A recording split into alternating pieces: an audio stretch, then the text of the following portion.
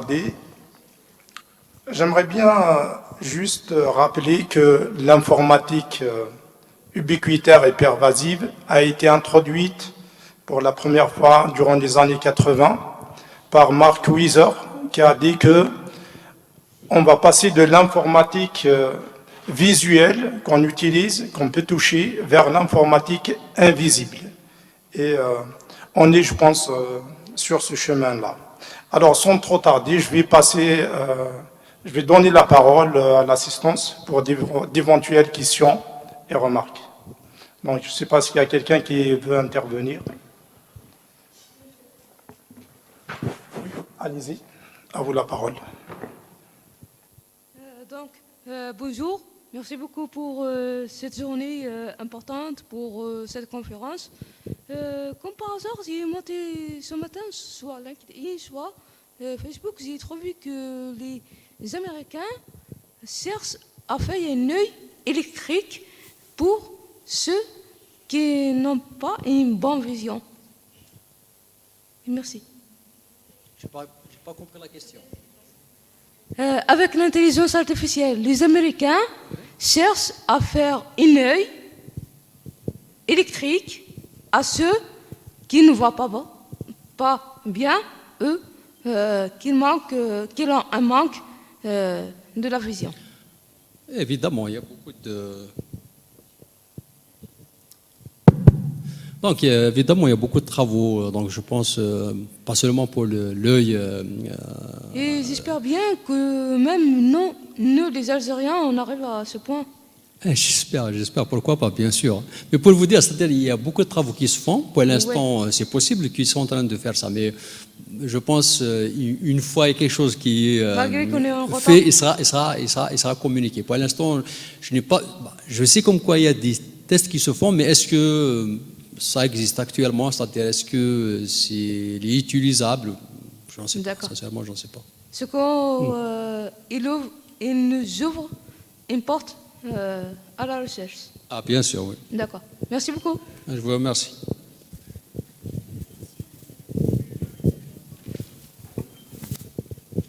Salam alaikum. Franchement, Texara pour la présentation. C'est très intéressant. En vous écoutant, j'ai pensé à une chose, c'est que ces derniers temps, j'avais une défaillance dans les capteurs de marche arrière de ma voiture et j'ai des difficultés, franchement, je me suis retrouvé en difficulté de stationner ou de reculer en arrière. Et là, je me pose la question, est-ce que les capteurs installés autour de nous, et même en nous, apparemment, ne perdent pas la capacité de nos capteurs humains, naturels. Première question, ce qui m'amène à poser la question, comment faire en sorte, c'est-à-dire en sorte d'augmenter et d'améliorer l'intelligence artificielle dans notre environnement, sans autant diminuer ou réduire de notre intelligence naturelle. Et vous avez cité Darwin au début, Darwin qui a dit que l'organe peut disparaître avec la disparition de la fonction. Exact. Donc si on perd la fonction, donc on va perdre nos sens. Merci. Merci aussi. En fait, vous avez entièrement raison. Donc les capteurs, je l'ai dit d'ailleurs, ils ne sont pas fiables à 100%. Pour l'instant, je pense même pour l'avenir, on n'aura pas un capteur qui est fiable à 100%. Donc il peut être, peut tomber en panne. Il peut avoir une durée de vie, d'accord? Donc automatiquement, ce qui nous donne comme information peut être erroné. Donc c'est pour ça qu'on essaye d'avoir peut-être, au lieu d'avoir un, on va avoir plusieurs. Si l'un tombe en panne, on peut utiliser un autre. Ou on peut fusionner l'information qui vient de plusieurs capteurs. Maintenant, pour cette question-là c'est-à-dire comment on garde nos facultés tout en utilisant les facultés qu'offre l'intelligence artificielle, c'est une question très très délicate. Je pense récemment, j'ai lu quelque part comme quoi les enfants des sommités mondiales, soit les richismes, soit les gens qui sont, comment dirais-je, de niveau intellectuel très élevé, Ils interdisent à leurs enfants d'utiliser les objets intelligents pour cultiver leurs intelligences. Donc je pense que ça c'est une arme à double tranchant. Donc je pense qu'il faut utiliser ces outils, en bénéficier, mais il ne faut pas mettre de côté justement, comme on venait de dire, les facultés intelligence ou autres, humaines, sinon ils vont disparaître avec le temps. Voilà ce que je peux vous dire. Voilà. Oui, allez-y, mademoiselle.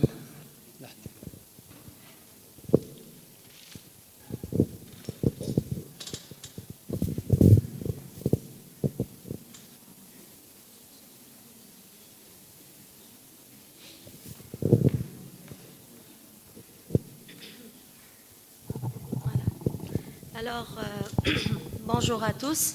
Je vous remercie, monsieur, pour cette présentation. Moi, je voudrais bien éclaircir un point par rapport aux agents intelligents.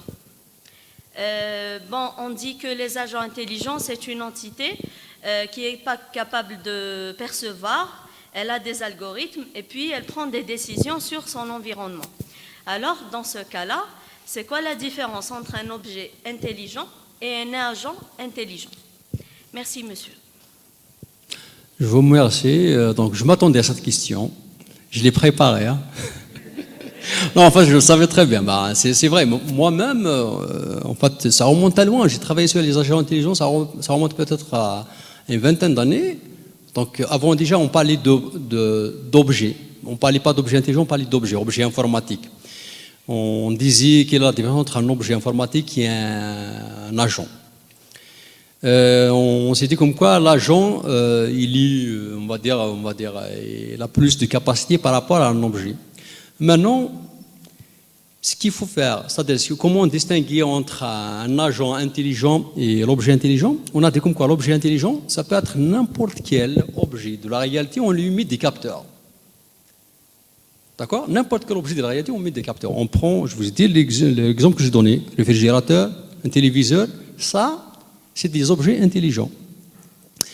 Par contre, l'agent intelligent, on peut le voir peut-être dans le côté d'un robot.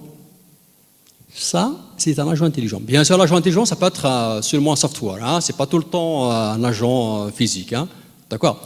Donc, un objet intelligent, c'est n'importe quel objet du quotidien équipé d'un ensemble de capteurs et d'actionneurs. Ça peut être un actionneur. D'accord? Par contre, je vous dis, un agent intelligent, il faut le voir dans le sens, ça peut être une entité, bien sûr, software, ça peut être aussi dans le sens d'un robot, par exemple. D'accord? Mais ce n'est pas un objet de la réalité équipé. Voilà, comment je peux, c'est-à-dire mon point de vue de l'agent et de l'objet intelligent.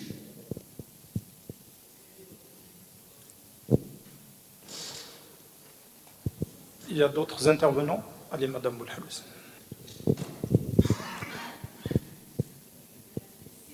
Pour la présentation.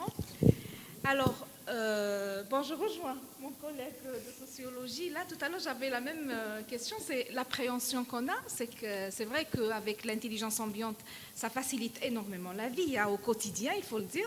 Il suffit qu'il n'y a plus de connexion, qu'on n'a plus de smartphone, qu'on n'a plus rien, qu'on dirait la vie s'arrête. On attend que la connexion revienne. Donc, mais le problème, c'est vrai, c'est quoi le côté négatif de la chose? Il y a un côté négatif quand même. Bon, il vient de le dire là, c'est que vraiment, ça fait de nous des handicapés. Ça, c'est d'un côté. Alors, d'un autre côté, quand on parle d'agents et d'objets, est-ce que, parce que là, quand on dit un agent est intelligent, bon, il y a cette notion d'intelligence comme tu l'as définie tout à l'heure. Et le problème dans l'intelligence ambiante, quand on dit un objet, il est intelligent, j'ai l'impression que ça se résume à un capteur, donc je l'équipe de capteurs, et ensuite, je lui demande l'information, je l'ai. Alors que généralement, la définition de l'intelligence, il y a un système de prise de décision derrière, il y a un raisonnement derrière. Donc, est-ce que dans l'intelligence, quand on dit smart city ou un objet intelligent, ça se résume le fait qu'il soit communicant? Est-ce que ça se résume à ça? Non, en fait, j'ai dit juste pour vous dire comme quoi, pour expliquer comme quoi on a besoin d'un capteur et un actionneur. Mais il y a tout un système derrière. le système, bien sûr, de perception, le système de traitement, le système de prise de décision, il doit y avoir. Et la sensibilité du contexte. Donc, c'est-à-dire, si vous n'avez pas ça, ce n'est pas un objet intelligent. Mais si que l'objet intelligent, ça peut être, je vous ai dit, n'importe quel objet de la réalité, on l'équipe. Mais il y a toujours un système derrière. Ça, c'est clair. C'est inévitable. C'est-à-dire que, bon, en général aussi, quand on parle d'intelligence ambiante, ce n'est pas obligatoire que les entités soient toutes réellement intelligentes. Ça peut être des entités tout simplement réactives. À ce moment-là, on revient à cette question de départ. On a un objet communicant, un objet connecté, un objet intelligent. Donc c'est pour ça que je vous dis, avant de présenter les exemples, je vous ai dit, je prends un objet communicant, un objet connecté comme un objet intelligent dégradé. C'est-à-dire qu'il n'a pas toutes les facultés d'intelligence. Voilà. C'est-à-dire que l'intelligence, elle va émerger de l'interaction des différents Ça, c'est objets. l'intelligence collective. Voilà. Ça, c'est quand on a des entités qui ne sont pas... Quand on a l'intelligence artificielle distribuée, elle émerge de ça. C'est-à-dire qu'on a des entités qui ne sont pas vraiment intelligentes. Ils peuvent faire certaines choses. Mais quand ils collaborent, ils vont collaborer et vont aboutir à un résultat plus intéressant. Mais ça, c'est beaucoup plus le côté de l'IA, le côté justement les agents intelligents. Voilà.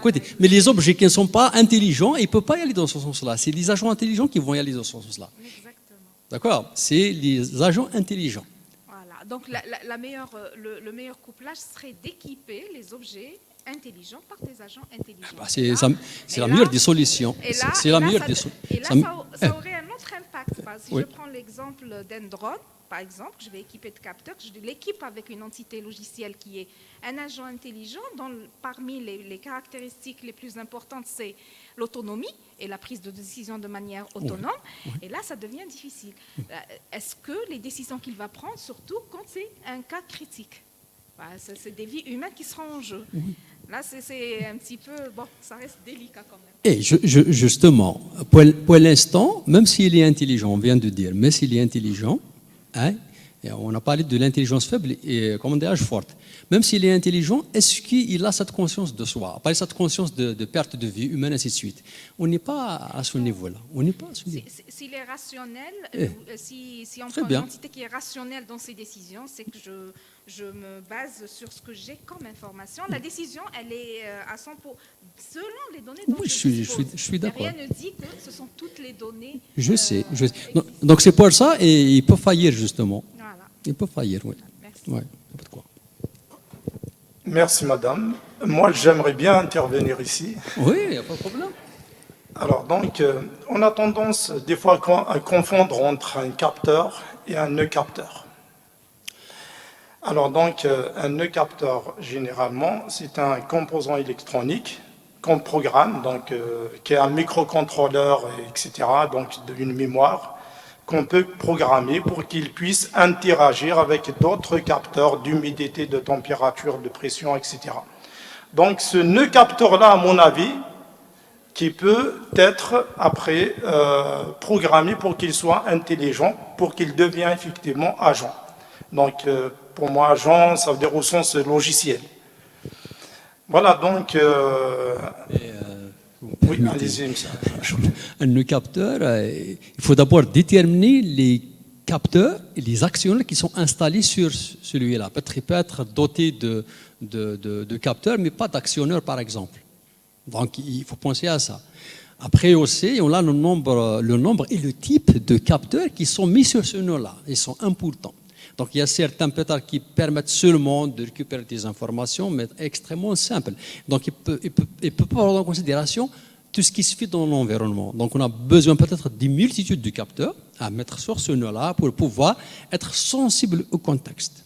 Après, bien sûr, si on programme, comme tu viens de dire, par un ensemble d'algorithmes qui permettent de faire un traitement et de prendre des décisions, ça va devenir bien sûr un objet après intelligent. Mais tu fais attention, toujours, il faut qu'il soit porté sur un objet physique. Sinon, on sera toujours dans le connecté. On sera seulement pas dans l'objet intelligent. On sera dans un objet, parce que c'est un objet, on va dire, construit. Mais construit dans le sens, c'est-à-dire pour une certaine finalité qui n'est pas habituelle. Mais si on le met sur une chaise, on met sur quelque chose, donc il intègre la vie du monde réel. Tout à fait. J'ai dit, le vrai exemple, c'est un robot. Un vrai exemple, c'est un robot. Ouais. Très D'accord. bien. Parce que les agents intelligents, faites attention, donc madame le sait très bien, il y a aussi des agents qui ne sont pas très intelligents, des agents qui sont réactifs surtout. Hein. Donc on dit agents intelligents, mais il y a des types d'agents. Il y a ceux qui sont réactifs, il y a ceux qui sont réellement, ils peuvent prendre des décisions. Voilà. Merci encore une fois, M. Ashrofen. Donc, on est pressé par d'autres travaux. On a une table ronde. On vous remercie énormément pour cette présentation. Merci Je vous beaucoup. remercie aussi, je remercie Bonjour. l'assistance. Merci.